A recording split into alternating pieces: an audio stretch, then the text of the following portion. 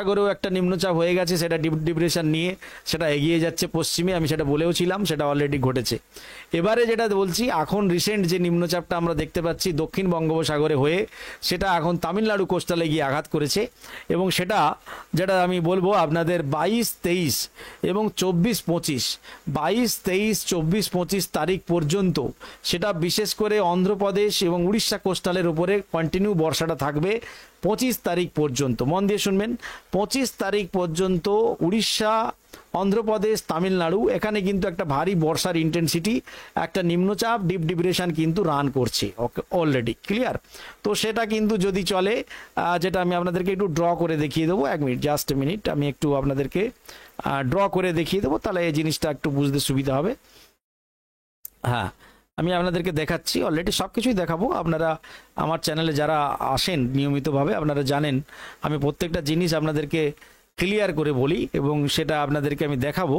আমি অলরেডি আপনাদেরকে ড্র করে দেখাবো। বিশেষ করে বলছি, বিশেষ করে এখন একটা যেটা আপনার ডিপ ডিপ্রেশন যেটা রান করছে আমাদের এখানে, অলরেডি কিন্তু রান করছে, এখানে একটা নিম্নচাপ রান করছে ডিপ ডিপ্রেশন, এবং এদিকেও আরব সাগরে এখানেও একটা কিন্তু রান করছে, সেটা আগামী দিনে আমি বলেছিলাম, সেটা কিন্তু ধীরে ধীরে ধীরে ধীরে ধীরে ধীরে এইভাবে কিন্তু সরে যাচ্ছে, এইভাবে সরছে।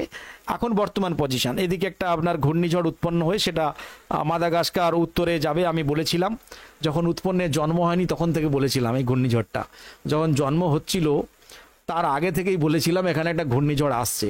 সেটা আসছে কিনা, আমি যেটা বলেছিলাম সেটা ঠিক বলেছিলাম কিনা? তো এখানে অলরেডি ঘূর্ণিঝড় আসবে বলেছিলাম, অলরেডি এসে গেছে। মাদাগাস্কার উত্তরে দিয়ে একটা ঘূর্ণিঝড় পাস করছে, আর একটা এই ভারত মহাসাগরের আপনার দক্ষিণ পূবে এখানেও একটা কিন্তু ঘূর্ণিঝড় উৎপন্ন অলরেডি, এখানে একটা কোকোস আইল্যান্ডের উপরে, সেটা বলেছিলাম অলরেডি, সেটাও জন্ম নিয়ে নিয়েছে। যাই হোক, আমাদের বঙ্গোপসাগর নিয়ে কথা। তো এখন আমাদের আজকে হচ্ছে আপনাদের 22 তারিখ। তো 22 তারিখ, এই 22, 23, 24 বিশেষ করে এই যে এরিয়াটা আমাদের ভারতবর্ষের, এই যে এরিয়াটা, এখানে কিন্তু আমাদের ভারী বর্ষা থাকছে।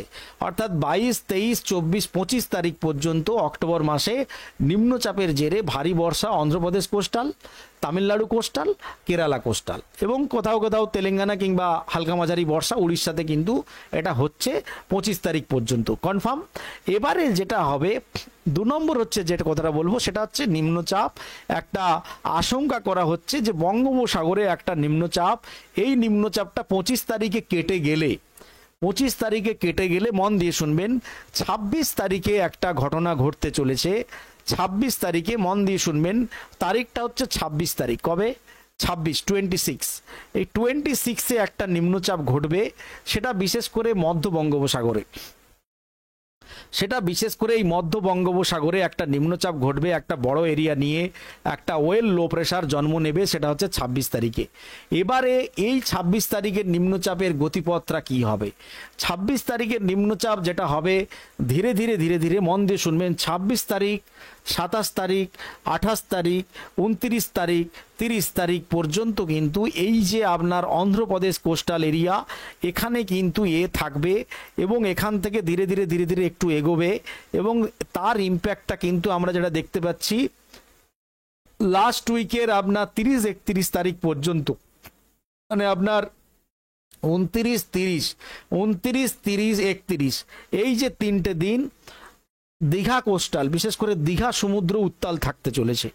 আমাদের উত্তর বঙ্গোপসাগরে একাধিক এরিয়া উত্তাল থাকবে, বড় বড় ঢেউ হতে পারে, বিশেষ করে হাওয়াটা আসবে পূর্ব দিক থেকে।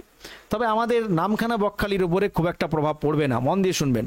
এটা বিশেষ করে উড়িষ্যা পর্যন্ত, উড়িষ্যা থেকে দক্ষিণ, মানে আপনার দীঘা কোস্টালটা ঠিক উড়িষ্যার কাছাকাছি। তো দীঘার সমুদ্রে যদি বড় বড় ঢেউ দেখতে চান, বড় বড় যদি ঢেউ দেখতে চান, আগে থেকে বলে দিলাম তারিখটা মনে রাখবেন, 28, 29, 30 তারিখে দীঘাতে বড় বড় ঢেউ হতে চলেছে। তাই দীঘাতে যদি বড় বড় ঢেউ দেখতে চান, 28, 29, 30 তারিখে কিন্তু ইম্প্যাক্ট থাকবে লো প্রেশারের, এবং লো প্রেশারের জেরে সমুদ্র কিন্তু উত্তাল হবে। তাই যারা যারা সমুদ্রে মাছ ধরতে যান, जिन लोग कोस्टल एरिया में जाते हैं, आंध्र प्रदेश कोस्टल एरिया या उड़ीसा कोस्टल एरिया या একাধিক পূর্ব মেদিনীপুরের যে সমস্ত কোস্টাল এরিয়াগুলো রয়েছে সেখানে সমুদ্র কিন্তু উত্তাল থাকবে। বিশেষ করে 28, 29, 30 এই যে লাস্ট উইক, যেটা মানে বিশেষ করে 29, 30 তারিখে আমাদের ডাইরেক্ট কিন্তু পূর্ব দিক থেকে হাওয়া আসবে এবং পূর্ব দিক থেকে হাওয়া সমুদ্রের কোস্টাল বরাবর হতে চলেছে। কেননা এখানে একটা নিম্নচাপ রাউন্ড করবে, একদম কনফার্ম, যেটা আমি বলছি একবারে 100% 26 তারিখে একটা গভীর নিম্নচাপে রূপান্তরিত হয়ে যাবে 27, 28 তারিখে, এবং 26 তারিখ থেকেই জন্ম নেবে একটা নিম্নচাপ। সেই নিম্নচাপটা ক্রমশ উত্তর পশ্চিমে এগোবে এবং সেটা এসে অন্ধ্রপ্রদেশ কোস্টালের ধারে পৌঁছে যাবে এবং সেখান থেকে একটু ওপরের দিকে মুভ করবে উড়িষ্যার দিকে, এবং এই জায়গাটার উপরে কিন্তু একটা বর্ষা হবে, যেটা আমি আগে থেকে বলছি। বিশেষ করে এই উড়িষ্যাকে নিয়ে, অন্ধ্রপ্রদেশ নিয়ে, তামিলনাড়ু এই যে এরিয়াটা, এখানে বিশেষ করে 26 থেকে লাস্ট উইক নভেম্বর মাস পর্যন্ত একটা ভালো বর্ষা ইন্তজার করছে। একটা ভালো বর্ষা হতে চলেছে আমাদের এই 26 তারিখ থেকে যে জন্ম হবে যে নিম্নচাপটা, সেটা বিশেষ করে 28 তারিখ, 29 তারিখ, 30 তারিখ এই যে সময়টা বিশেষ করে কোস্টাল এরিয়া